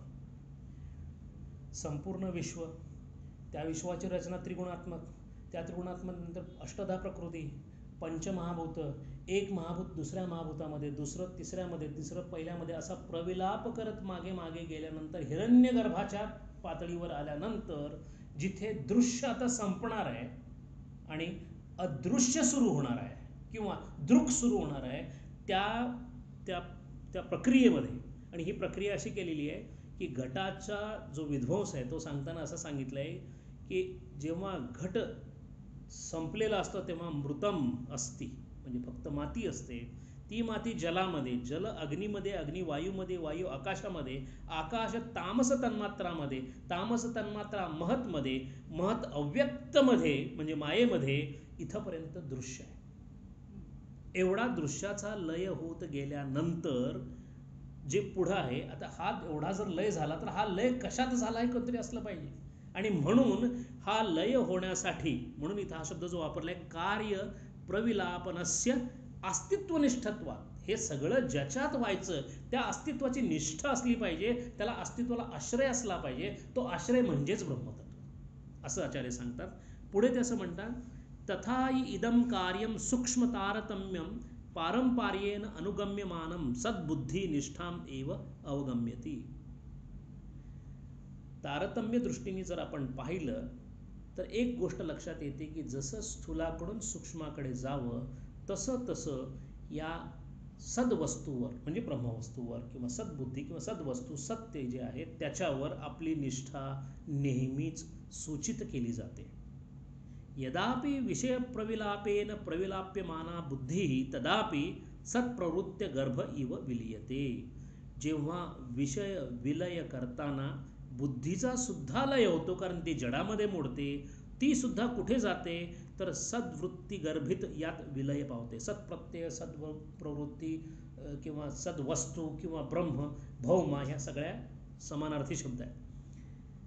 आणि याला प्रमाण जे आहे हे प्रमाण आपली बुद्धीच आहे. बुद्धी ही प्रमाणम सत अश्रुत यथार्थ आत्मावगम्यते. याचं कारण असं आहे, मूलम चेत जगतो न सात असत असतन्वितम वेदम कार्यम असत इति एवं गृह्यते. जर असे म्हणाल की हे मूळ किंवा हे ब्रह्म या जगाचा आधार नाही तर हे कार्य असत होऊन जाईल, कारण कारणाशिवाय कार्य जेव्हा असतं तेव्हा ते असत स्वरूपामध्ये असतं असं समजलं जातं. जर असं असेल तर असत्य असेच भावले असते, पण तसं होत नाही. जगाच्या बाबतीत किंवा विश्वाच्या बाबतीत मात्र जी होणारी भावना आहे ती सत, असत आणि विलक्षण अशा 3 गुणांनी युक्त आहे. याचा अर्थ ती सत आहे कारण एका व्यावहारिक सत्तेमध्ये ती सत्य वाटतेच. एक अशी सत्ता आहे की ज्या सत्तेमध्ये ती असत वाटते आणि असं दोन्ही वाटणारी ती असल्यामुळे ती विलक्षण आहे. आणि अशी जर ती असेल तर मग जी सत वाटते त्याचा आधार असत कसा असू शकेल, किंवा जी असत वाटते त्याचा आधार असत कसा असा असू शकेल. याचा अर्थ ज्या प्रकारचं विश्व आहे, ज्या प्रकारचा संसार आहे, ज्या प्रकारचा हे विश्व भासतं त्याला एक सत आधार हा असलाच पाहिजे. अस्ति इति ब्रुवत अस्तित्ववादीन आगमार्थ अनुसारिन श्रद्धदानात अन्यत्र. खूप मोठं वाक्य आहे, त्याला 3-4 वाक्यांमध्ये फोडून अभ्यास करायला लागतो. त्याच्यामध्ये ज्याला पॅरेंथेसिस म्हणतात तो भाग आलेला आहे. आस्तिकवादी आणि नास्तिकवादी या दोन प्रकारच्या साधकांची फारकत इथं आचार्यांनी केलेली आहे. आस्तिकवादी म्हणजे ज्यांनी आत्मतत्वाचं दर्शन घेतलेलं नाही पण ज्ञानासहित श्रद्धा ज्यांची आत्म्याच्या सत्तेवर आहे त्याला आस्तिकवादी असं म्हटलेलं आहे. या उलट ज्यांना हे असूच शकत नाही अशा पद्धतीची खात्री झालेली आहे आणि म्हणजेच जे श्रद्धेच्या अभावापोटी केवळ कुतूहल म्हणून याच्याकडे पाहतात त्यांना नास्तिकवादी असं म्हटलेलं आहे. अस्तित्ववादी जे आहेत ते असं का करतात किंवा असं का अस्तित्ववाद्यांवर ते विश्वास ठेवतात, तर त्याचं कारण असं आहे की अस्ति इति ब्रुवत, आहे आत्मा निश्चित आहे, तो अनुभवगम्य आहे, तो ज्ञातव्य आहे असं ज्यांनी आत्मतत्वाचा अनुभव घेतलेला आहे असं सांगणारे जे सद्गुरू आहेत अस्ति इति ब्रुवत. आणि त्यांनी कसं हे सांगितलेलं आहे, आगमार्थ अनुसारिण श्रद्धदानात, ज्यांनी केवळ आगमार्थ वेदांताचाच अभ्यास केलेला आहे, अनुसारिण म्हणजे ज्यांनी वेद वाक्य अनुवर्तीन, आणि जे श्रद्धाळू आहेत म्हणजे ज्यांनी श्रद्धेच्या मार्गावरच जाऊन याला प्राप्त केलेलं आहे आणि ज्यांना वेदाचा अभ्यास केल्यामुळे किंवा वेदमार्गांनी विहित मार्गांनी गेल्यामुळं या आत्मतत्वाचं दर्शन झालेलं आहे, असे सद्गुरू जेव्हा आपल्याला असं सांगतात की अस्ति आहे आत्मा, तेव्हा त्याच्यावर विश्वास ठेवण्याची ज्यांना गरज वाटते असे जे लोक आहेत त्यांना अस्तित्ववादी म्हणतात. नास्तिकवादिनी नास्ति जगतो मूलात्मा निरअन्वयम एवं इदम कार्यम अभावांतम प्रविशयत. नास्तिकवाद्यांच्या मध्ये मात्र जगामध्ये कोणीही मूल आत्मा किंवा ब्रह्मतत्व नसतं असं समजून हे सर्व जग कारणरहित होऊन अभाव किंवा शून्य होईल असे जे विपरीत ज्ञान मांडतो, किंबहुना ज्यांचा कोणत्याही प्रकारे वेदांवर विश्वास नाही, ब्रह्मतत्व असण्याची शक्यता नाही, जे दिसतंय तितकंच आहे, प्रारब्धाचा याच्याशी काहीही संबंध नाही, असा जो दृष्टिकोन घेतात त्यांचं वर्णन त्यांनी विपरीत दर्शन असं म्हटलेलं आहे की त्यांना विपरीत ज्ञान झालेलं आहे. अशा मनात ब्रह्म कुठून उत्पन्न होणार, असा जो सश्रद्ध नाही त्याला कोणत्याही प्रकारे ब्रह्मज्ञानाची आशा, आकांक्षा, कुतूहल आणि प्रयत्न यापैकी काहीच त्याच्याकडून होणार नाही. म्हणून त्याला उपलभ्यते न कथमच न उपलभ्यता इत्यर्थ, म्हणून त्याला कधीही आत्मा उपलब्ध होणार नाही असा त्याचा अर्थ. आणि मग पुढे आणखीन अशा नास्तिकवादी लोकांचं निराकरण करण्यासाठी एक वाक्य आचार्य लिहितात, तस्मात् अपोह्य असत्वादी पक्षम असुरम. असे जे असत्वादी आहेत ज्यांचा ब्रह्मतत्वावर विश्वास नाही, जे मिथ्यावर विश्वास ठेवतात, अशा असुरांचं निराकरण करण्यासाठी मी पुढचा मंत्र सांगतोय असं सांगून पुढचा 13वा मंत्र सुरू होतो. अस्ति इति एव उपलब्धव्य तत्वभावेन च उभयोः अस्ति इति एव उपलब्धस्य तत्वभावः प्रसिद्धती. आता इथे आणखीन एक तत्वज्ञानामधली छोटीशी काय म्हणतो त्याला आपण, छोटासा एक असा भाग आहे की तो थोडासा समजण्यासाठी अवघड वाटू शकतो, कारण इथे आनंदगिरी महाराजांनी खूप छान याच्यावर लिहिल्यामुळे थोडंसं कळायला सोपा झाला आहे. आनंदगिरी महाराजांचं मत असं आहे की माझ्या अनुभव कक्षेमध्ये या व्यवहारामध्ये या विश्वामध्ये जे जे दिसतं पहिल्यांदा मी त्याचा अभ्यास करावा आणि त्याच्या अभ्यासाच्या मार्फत मला त्याच्या मागचं तत्व काहीतरी आहे याची जाणीव व्हायला लागते आणि असं जेव्हा होतं तेव्हा मी माझ्या साधनेमध्ये एका पातळीवरून दुसऱ्या पातळीवर जाण्यासाठी सज्ज होतो. त्याला त्यांनी नावं अशी दिलेली आहेत की सोपाधिक ब्रह्म ही पहिली पातळी आहे. म्हणजे जेवढा जेवढा ब्रह्माचा आविष्कार किंवा इंद्रियाची किंवा विषयी जितके या जगामध्ये नामरूपात्मक जे जे काही आहे त्या सगळ्यांचं सुटसुटीत वर्गीकरण करून शास्त्रानुसार त्याचा पहिल्यांदा अभ्यास करावा आणि अशा तत्वावर अशा निर्णयावर यावं की जे जे सोपाधिक आहे त्या त्या सर्व सोपाधिकतेमध्ये केवळ एक तत्व असं आहे की जे सर्वांमध्ये जे साधारण कारण आहे, जे करण नाही, जे कारण आहे ते पहिल्यांदा समजून घेण्याचा प्रयत्न सोपाधिक ब्रह्मामध्ये करावा. असा ज्याचा सोपाधिक ब्रह्मामध्ये अभ्यास झालेला आहे तो जेव्हा त्याच्या पातळीवरून निरुपाधिक ब्रह्माकडे जाण्यासाठी सज्ज होतो तेव्हा हा मंत्र येतो. अशी त्यांनी अवतारिका दिलेली आहे. अस्ति इति एव उपलब्धव्य तत्वभावेन च उभयो. दोन प्रकारांनी या आत्म्याचा निरुपाधिक अनुभव घेण्याचा साधक प्रयत्न करतात. या मंत्राचा अर्थ असा आहे की दोन प्रकारचे लोक, उभय दोन प्रकारचे लोक आहेत. कोणते आहेत? अस्ति इति एव उपलब्धव्य, तो आत्मा आहे असे म्हणूनच तो मिळवावा असं करणारे एक लोक आहेत. आणि दुसरे जे आहेत ते तत्वभावेन, तत्त्वम असी, तत्वभावेन तोच तो या भावनेनी जो त्याचा अनुभव घेतात असे दोन प्रकारचे लोक आत्म्याच्या शोधामध्ये जाताना दिसतात. अस्ति इति एव उपलब्धस्य, आणि जो आहे म्हणून श्रद्धा ठेवून पुढे जातो त्यालाच पुढे जाऊन तत्वभावानी प्रसिद्धती, तो तत्वभावानी प्रदर्शित होतो, समोर येतो, अनुभवाला येतो किंवा प्रसाद मिळतो, त्याला स्वतःच्या स्वरूपाचं दर्शन होतं. या मंत्रामध्ये असं कसं सांगितलेलं आहे ते आचार्य असं सांगतात. अस्ति इति एव आत्म उपलब्धव्यः सत्कार्यो बुद्ध्यात उपाधिः. बुद्धीसह सर्व काही ज्याची उपाधी आहे, जो सर्व कार्यात विराजमान आहे, तो आहे असं समजूनच मिळवावा. प्रश्न अस्तिकवादाचा आहे. आणि जेव्हा अस्तिक्याचा संबंध येतो तेव्हा आत्मतत्वावर असणारी आपली श्रद्धा ती साधकानं कधीही सोडू नये. याचं कारण परत परत सांगण्याचं कारण असं आहे की गोपाल यतींद्रांनी असं सांगितलं की क्षुरस्य धाराया निशिता, तलवारीच्या पात्यावर चालण्याप्रमाणे हा सगळा मार्ग आहे. या मार्गामध्ये कुठे एखाद्याची प्रयत्न कोणाचा कमी पडेल किंवा केव्हा काहीच अजून झालं नाही म्हणून परत फिरण्याची शक्यता जी आहे आणि इतकं ज्याला निराशेचं ज्याला आपण ढग म्हणतात ते त्याला व्यापून टाकू शकतात. आणि म्हणून परत परत त्यांचं सांगणं असं आहे की तो आहे असं समजूनच मिळवावा. याचा अर्थ तो आहे याबद्दल कोणत्याही प्रकारची शंका बाळगू नये.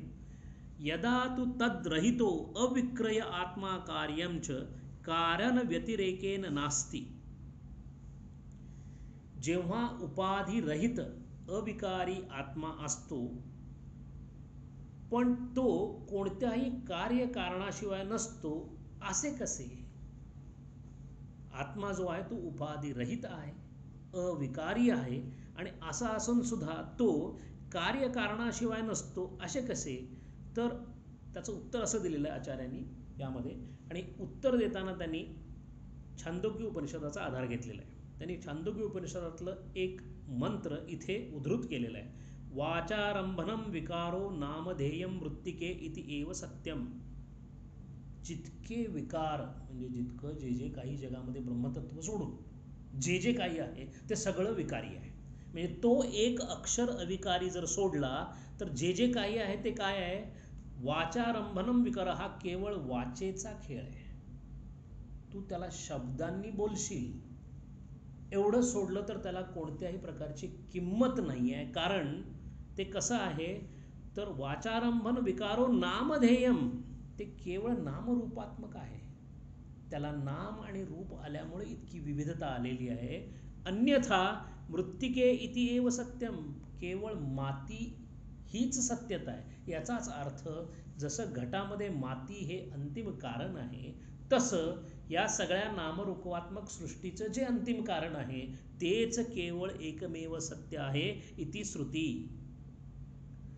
तदा तस्य निरुपाधिकस्य अलिंगस्य सत् असत् आदि प्रत्यय विषयत्व वर्जितस्य आत्मनः तत्वभावः भवति तेन च रूपेण आत्मा उपलब्धव्य इति अनुवर्तते. पण निरुपाधिक गुणरहित सत असत इत्यादी प्रत्यय विषय म्हणजे अनुभव विषय, त्याला आत्म्याला सतचाही अनुभव येत नाही आणि अनुभवचाही असतचाही अनुभव येत नाही. त्याचं वर्णन एका सुफी संतांनी खूप सुंदर केलेलं आहे. कबीर महाराज जेव्हा आपलं नाम आहे धर्मी नाम आहे अधर्मी असं सांगतात, तेव्हा ते असं म्हणतात की मी शंकर नाही, मी इंद्र नाही, मी गणेश नाही, मी सत्य नाही, मी असत्य नाही, मी पाणी नाही, मी हे नाही, मी नाही नाही नाही हेच माझं रूप आहे. तसंच एक सुफी संत असं सांगतो की माझ्या गुरूंनी माझं काय केलं तर अलिफ अल्लाह चंबेदी बोटी, त्यांनी एक अशा प्रकारचं झाड म्हणजे विचारांचं झाड माझ्या ज्ञानकक्षेत लावलं, माझ्या बुद्धीमध्ये लावलं.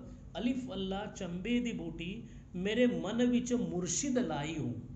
आणि काय झालं त्याच्यामुळे, नफी अस्फाद दा पाणी मिलिया आहे. अस्फाद म्हणजे असणे आणि नफी म्हणजे नसणे, सत आणि असत. एखादी गोष्ट असणे, एखादी गोष्ट नसणे, कारण हे दोन्ही गुणधर्म त्याचे नाही आहेत. नफी अस्फाद दा पाणी मिलिया हर रगे हर जाई हूँ. आता जेवढं काही विश्व आहे ते असणे आणि नसणे यामध्ये विभागलेलं आहे. आणि मी कोण आहे, मी या दोन्हींच्या सुद्धा बाजूला असणारा माणूस आहे. आणि तेच इथं श्रुती सांगतीये की तस्य सत असत आदी प्रत्यय विषयत्व वर्जितस्य आत्मनः निरुपाधिक अलिंगस्य, त्याला कोणत्याही प्रकारची खून चिन्ह नाही. लिंग म्हणजे चिन्ह, ज्याच्यावरून त्याचा अनुमान करता येईल. असा कोणतीही गोष्ट नाही की ज्याला हे असेल तर तो आहे असं त्याच्या बाबतीत सांगता येईल. म्हणजे जो लिंग विरहित अलिंगस्य, लिंगते इथे लिंगम, कोणत्याही प्रकारचा त्याच्याबद्दलचा अनुभव येत नाही. सत असत असा कोणताही प्रत्यय विषयत्व तो अनुभवापासून वर्जित आहे. प्रत्यय विषयत्व वर्जितस्य आत्मनः तत्वभावः भवति, असा तो आहे अशा भावनेनी जो आत्म्याचा साधना करतो त्याला तो उपलब्ध होतो इति अनुवर्तते. तत्र अपि उभयो सोपाधिको निरुपाधिकयो अस्तित्व तत्व उभयोः निर्धारणार्थम षष्ठीपूर्वम अस्ति इति एव उपलब्धस्य. आता दोन गोष्टी आहेत, सोपाधिक आणि निरुपाधिक, म्हणजे सगुण आणि निर्गुण. जेव्हा सोपाधिक आणि निरुपाधिक आहे, आता जेव्हा अखंडानंद महाराजांनी सांगितलं की सोपाधिकाकडून निरुपाधिकाकडे जाण्याची वाटचाल सुरू आहे, म्हणजेच सगुणाकडून निर्गुणाकडे जायची वाटचाल सुरू आहे. आणि सगुणाचा अर्थच असा की जेवढं दृश्य आहे, जोपर्यंत अष्टधा प्रकृती किंवा मायेच्या खाली साधना चालू आहे तोपर्यंत ती सगुण साधना आहे. त्या सोपाधिकाकडून निरुपाधिकडे. तत्र अपि उभयो सोपाधिक निरुपाधिकयोः अस्तित्व तत्वः उभयो निर्धारणार्थम षष्ठीपूर्वम अस्ति इति एव उपलब्धस्य आत्मनः सत्कार्यो उपाधिकृत अस्तित्व प्रत्ययेन उपलब्धस्य इत्यर्थः. इथे पुन्हा सोपाधिक निरुपाधिकात अस्तित्वात तत्वभावात या उभयांमध्ये निश्चितता करण्यासाठी पहिले आहे असे आत्मा समजावा. उपाधिकृत ज्याचे अस्तित्व जाणवते असा तो आत्मा, असा त्याचा अर्थ. म्हणजे पहिल्यांदा उपाधिकृत आत्मा आहे असं पहिल्यांदा समजावं, त्याची भक्ती करावी, त्याच्यावर आपले विचार केंद्रित करावेत. हे करण्यासाठी माझ्या इंद्रियांमध्ये, माझ्या मनामध्ये, माझ्या बुद्धीमध्ये अप्रमत्व येण्यासाठी हे सगळंच्या सगळं जिथं जिथं विखुरलं जाते तिथून सगळीकडून काढून ते सोपाधिकावर घालावं. एकदा सोपाधिकावर घालण्यासाठी त्याचं बाहिर्गमन जर बंद केलं, त्याची अंतरखेळ जर बंद केले, तर काय होतं, भरला घनदाट हरिदिशी अशी अवस्था होईल. आणि तो जो भरला घनदाट हरिदिशी सोपाधिकातला आहे तिथून निरुपाधिकाकडे जाणं हे अत्यंत सोपं होऊन जातं. म्हणून रामकृष्णांना जेव्हा सर्वत्र काली मातेचं दर्शन झालं तेव्हा निर्विकल्प समाधीमध्ये जायला त्यांना प्रचंड अवघड पडलं. यावर जो निर्विकल्प समाधीमध्ये सतत राहायचा न्यांगता किंवा जो त्यांचे गुरु होते, त्यांनी शेवटी रामकृष्णांना निर्विकल्प समाधी शिकवलेली आहे. आणि सविकल्प समाधीमध्ये सुद्धा किंवा एखाद्या भक्तीमध्ये सुद्धा असणाऱ्या भावामध्ये तोच भाव आपल्याला त्या पद्धतीने घेता येतो, कारण त्याच्या दोन्हीची पातळी रामकृष्णांनी एक असल्याचं नमूद करून त्याला सुद्धा तिथं ते घेऊन आले.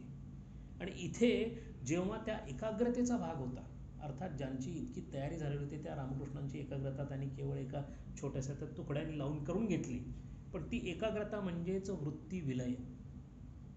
इंद्रिय संपलेली आहेत, मन संपलेलं आहे, बुद्धी संपलेलं आहे, काष्ठवत असं त्याचं वर्णन आहे. लाकूड पडलेल्या एखाद्या लाकडाप्रमाणे, ज्याला कशाचं काहीही सोयर सुतूक नाही, अशा प्रकारचं बाह्य विश्वासी ज्याचे संबंध संपलेले आहेत, तो कुठेतरी आलंबनासाठी एक विषय घेऊन साधनेमध्ये जेव्हा पुढे जातो तेव्हा तो सोपाधिक ब्रह्माच्या वाटचालीवर असतो.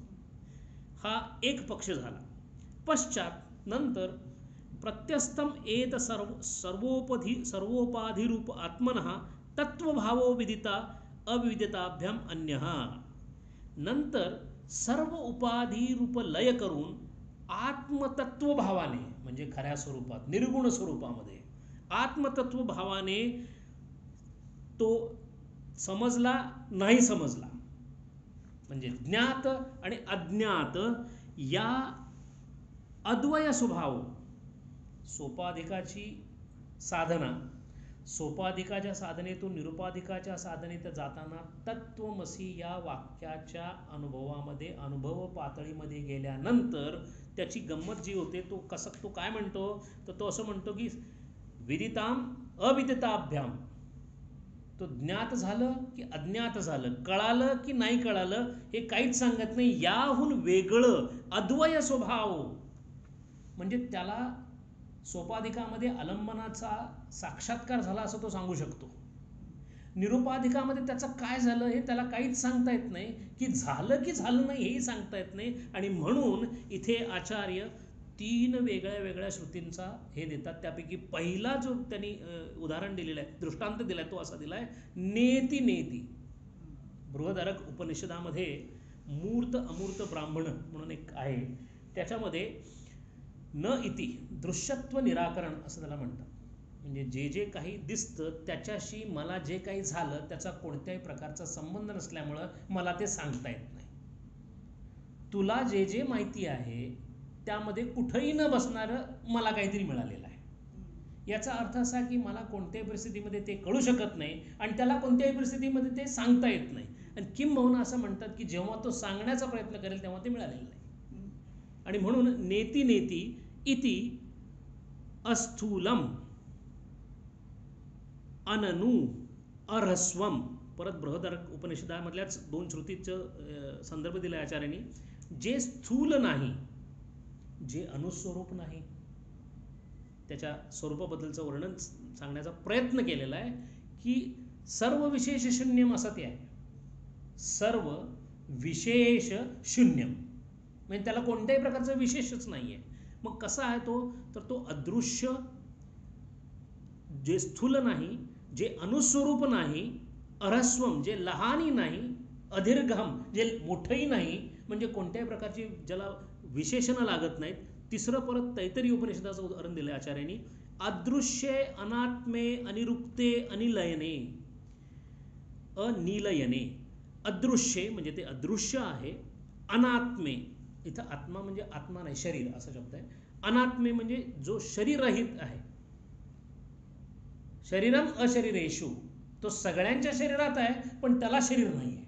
शरीरम अशरीरेषु, अदृश्य, शरीररहित, अनिरुक्ते. निरुक्त म्हणजे व्याख्या. निरुक्त नावाचा ग्रंथ आहे. निरुक्त म्हणजे संस्कृतातल्या सगळ्या व्याख्या, यास्काचार्यांचा जो निरुक्त ग्रंथ आहे म्हणजे व्याख्या, ज्याला आपण ग्लॉसरी म्हणतो, असं अशा प्रकारची कोणतीही व्याख्या त्याची करता येत नाही, त्यामुळे तो अनिरुक्त आहे. अनिलयने, निलय म्हणजे लोकेशन, शांती निलय म्हणजे इथे शांती आहे असं त्याचं ते द्योतक आहे.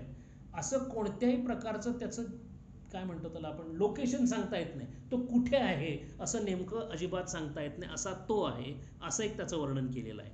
इत्यादी श्रुती निर्दिष्ट प्रसिद्धत असा जो आहे, ज्याचा श्रुतींनी केवळ निर्देश केलेला आहे.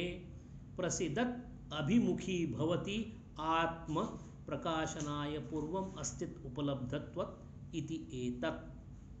असा जो आत्मतत्वावर अस्तिक्य भावानी श्रद्धा ठेवून साधना करतो त्याला आत्मतत्व प्रसिद्धत अभिमुखी भवत. जणू काही त्याच्यासाठीच ते भेटीला आलेला आहे अशा पद्धतीने तो त्याच्यासमोर दत्त म्हणून किंवा उभा ठाकतो, असं त्याला आत्मतत्वाचं दर्शन होतं. असे हे 4 मंत्र आत्मतत्वाच्या नेमक्या जागेसाठी, नेमक्या साधनेसाठी आचार्यांनी सांगितलेले आहेत. 5 मंत्र अजून राहतात कठोपनिषदामधले. पुढचे 5 ही थोडे आणखीन तत्वज्ञानाकडे घेऊन जाणार आहेत. याच्यामध्ये काही गोष्टी ज्या गृहीत धरलेल्या आहेत त्या दर्शनांचा अभ्यास गृहीत धरलेला आहे. म्हणजे इथे ख्यातिवाद माहिती असेल, कारण ख्यातिवादावरच वृत्तीप्रभाकर रहस्य आहे.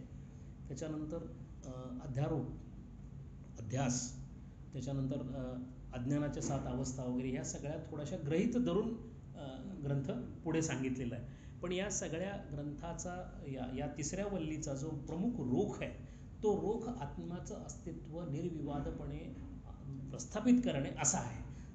या कारणाने जो थोडाशा उघड्या डोळ्यांनी साधनेकडे पाहू इच्छितो त्याला त्याच्या मनामध्ये कोणत्याही प्रकारची शंका राहू नये.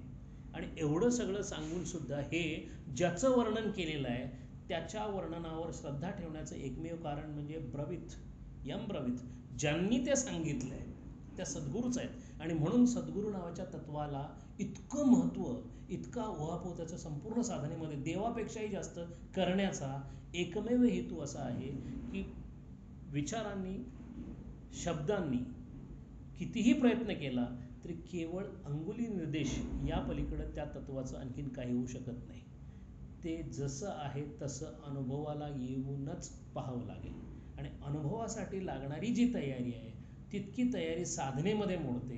त्याच्यानंतरचं जे काही आहे ते प्रसादामध्ये मोडतं, ते कृपेमध्ये मोडतं. आणि म्हणून त्या कृपेसाठी पात्र होण्यासाठी लागणारी जी तयारी त्याला आपली साधना असं म्हणता येईल. आणि म्हणून जसा सगळी पहिली गोष्ट या आतापर्यंतच्या याच्यामधून असं लक्षात येतं की सध्याच्या आपल्या साधनेमध्ये आपल्या साधनेची वाटचाल योग्य पद्धतीने चाललेली आहे किंवा नाही हे पाहण्याचा अत्यंत उत्कृष्ट पुरावा म्हणजे माझ्या बुद्धीची प्रगल्भता वाढत चालली की नाही.